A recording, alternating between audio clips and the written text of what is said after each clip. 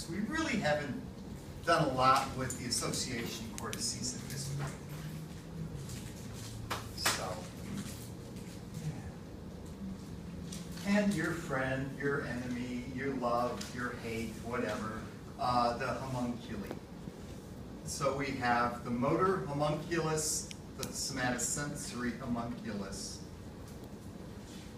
And you've already gotten to a point where you understand. You know, when we looked at the motor cortex, oh, we have the face over here. That was the one dot. We've got the arm over there. That was the one dot. We've got the leg over there. That was the other dot.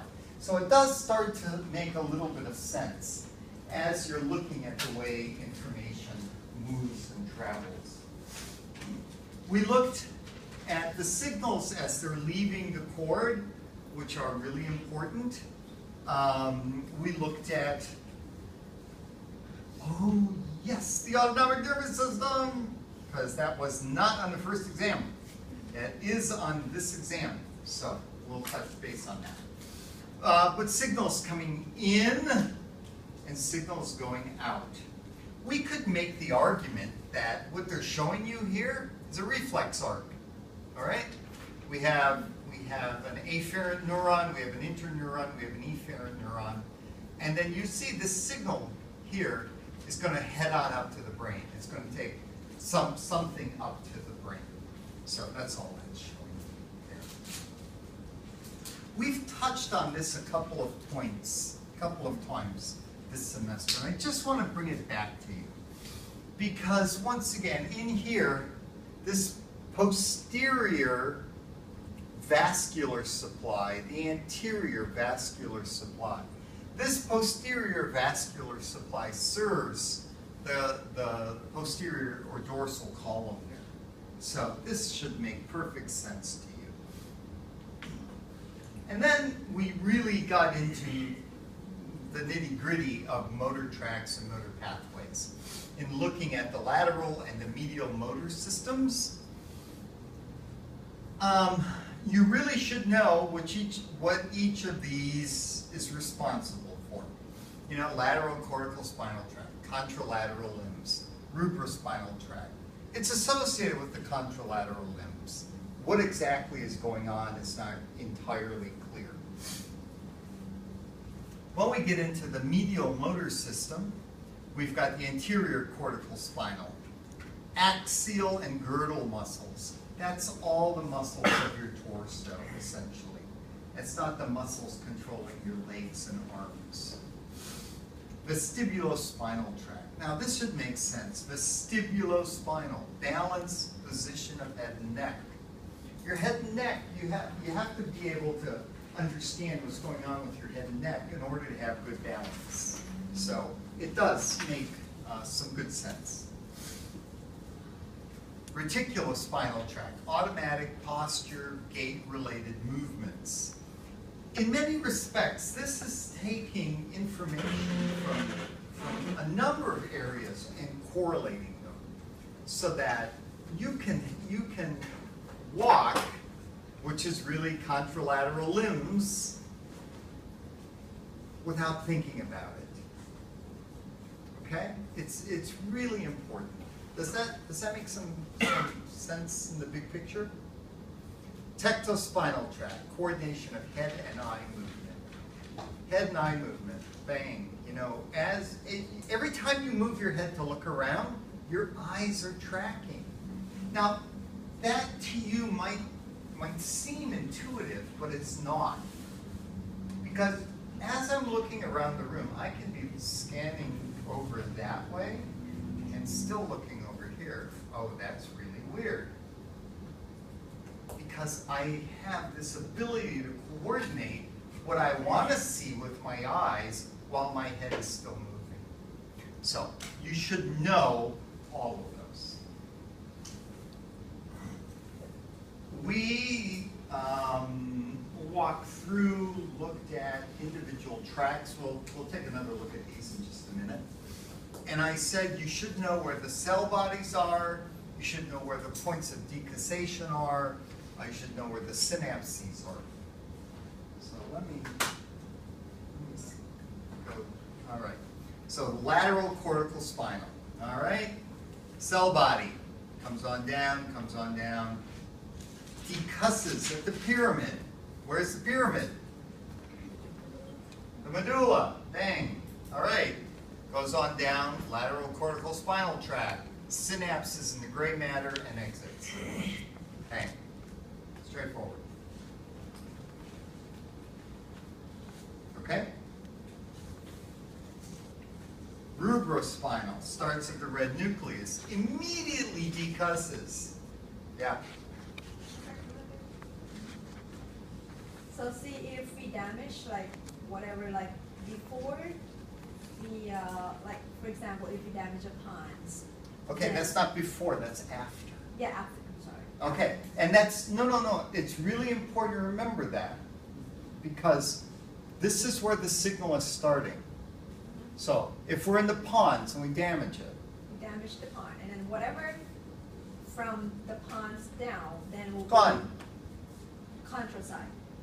Yeah. And will be this one going down will be the other side as well, right? So because it has two tracks down, left and right. We're only looking at this one track here. Yeah. So if you have damage in the pons, up here somewhere, okay? So the damage is here. Doesn't have anything to do with the other side. Nothing's going to happen. Okay. The other side is fine. Oh, but if we damage this side, then this side will no. Then the outcome will be contralateral. Okay. But if that side would be that side, and but both Well- sides and both sides would damage. I'm sorry, just. I'm trying to- Chances are, if you did such global damage to your pons, you probably Gone. would have bigger issues than worrying about motor movement. Yeah. You'd probably have to knock out the whole pons to do that.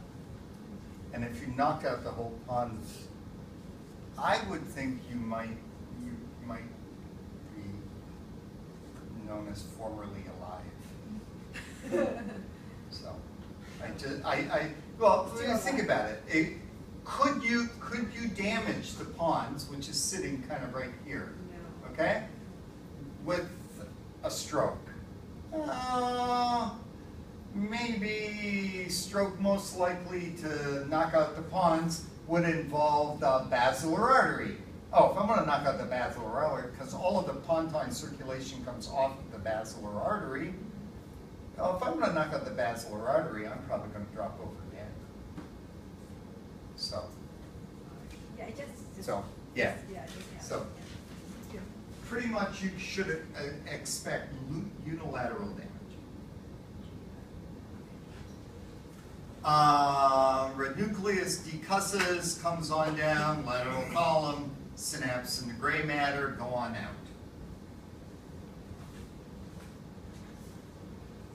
Anterior cortical spinal tract.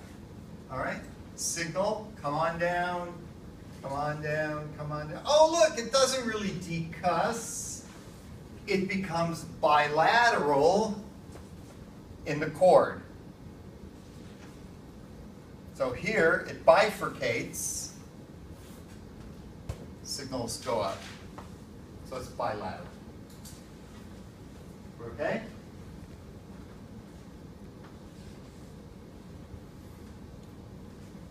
Vestibulospinal tracts. So, let's see if I can. I think it's easier for me to just come up here. So here's the lateral vestibulospinal. Here's the medial. Come on down, synapse out. Decuss, kind of, but this actually bifurcates, comes down both sides, up, synapse, over, synapse, bang. Signals going all over the place. Vestibulospinal tracts, what are they involved with? Balance and Of the head Head and neck. head and there, all sorts of movements, right? So, yeah. So you need to have a lot of flexibility in getting the signals over, because when you think about moving your head, there's a lot involved.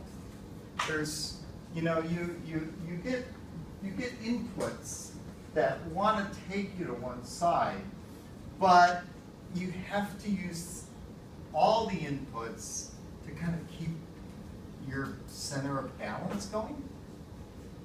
Does that make any sense, what I just said? I hope it does. So, all right? So this one is kind of complicated. Tectospinal reticulospinal tract. All right. Superior colliculus is located in the tectum. It decusses, comes on down, synapses, gray matter goes out. So it comes on down, here we go, synapse goes on out. Pontine medullary reticular areas or reticular formations comes on down, both of them unilateral,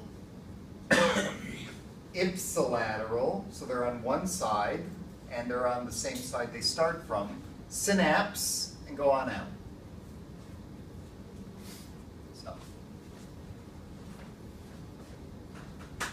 So those are the major tracks.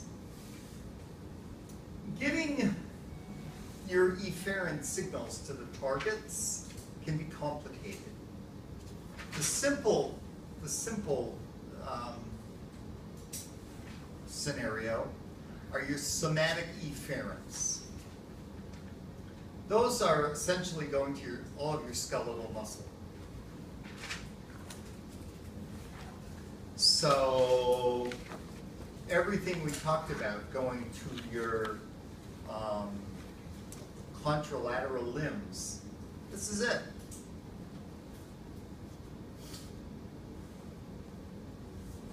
Sympathetic efferents. Sympathetic efferents, you remember, are complicated. In many respects, they're just about the most complicated.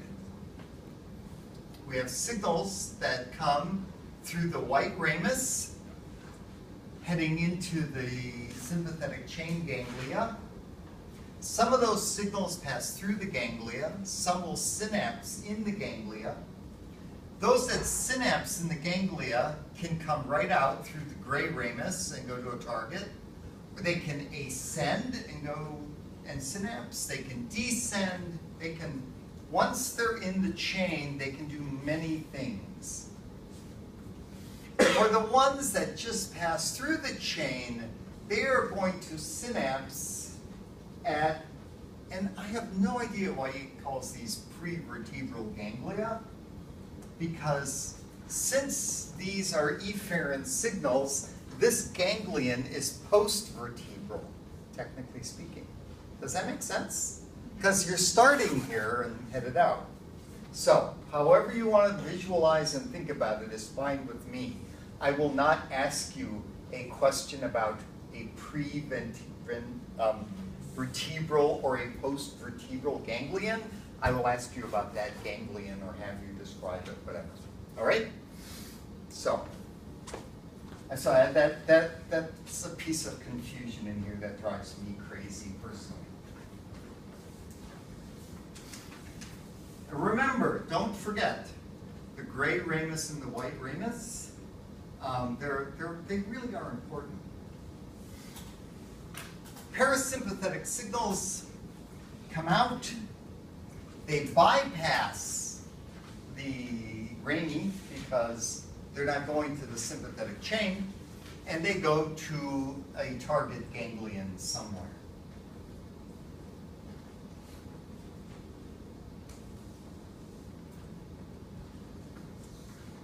So we looked at and talked about how these signals get to all of these various organs. Remember, you have to know the plexes involved. You have to know the ganglia involved, because there are a bunch of ganglia sitting out and about. So please remember those. I don't have the slide with me, sorry. The difference in getting the signals to the target